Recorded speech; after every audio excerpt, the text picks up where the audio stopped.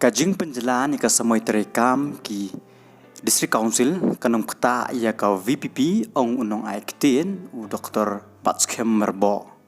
Dr. Batskem Merbo ulo ong baka jing simrai jong ka sorkar jela ban penjelaan ika samoi terekam jong ki artli ki District Council haka jela ki pakentup ia ka HADC bad GHADC kan om ptat satya ia ka bor jong ki pajba bad kumju jong ka seng Voice of the People Party. Bat kane kan kta setia ya ka seng ong unong aiktin ka VPP Dr. Batskem Merbo haka jing dei baka jing penjelan jong ka sorkar jela ya ka samoi terekam ki MDC haka baya dei berkane na kaliang jong ba Merbo ula yoi baka ni ka jing penjelan ki samoi terekam jong ki artli ki District Council kum ka lenti ban penpra ya ka jing bon paj bat ka jing bon kinong kersan ka VPP menta ki perkat pada kajing penslem ki election kan penduna kajing i jong ki pajba ya ka parti VPP kim tip baki pajba menta ki ap kemang sachisin pad ban pencitom ya ki parti ki badon hakabor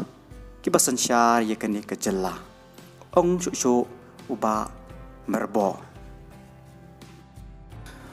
Ulaong syuk bah la ban yoi haka election MP ke bedang syudep baki briu ki la angnut ban pencitom ki seng sain partai ki badon haka bor ki basan syar ki ni kejela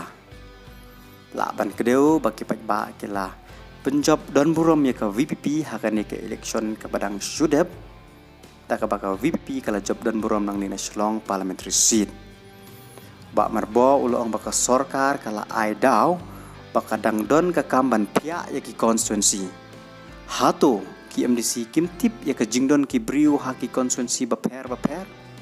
Kila keno ro ya ki briu bakila yo pediang ki jing ujor. Bat ki jing kerpat nak benta ban pia ya ki konstituensi. Ong syuk uba Merbo. Ulong ba katay ka jing pensisya jongki kadai ka batko bat kabomdon nong rim hai ro bat kalong kumbak hinpo e ka jingla jongki briu ban perkhat uloong da ka babenrap bakitu ki badan ka bor ki dai ban ailat bat burom ye ka jingla jongki briu ban perkhat hakabaya dai bat kani ka kam loong Dr.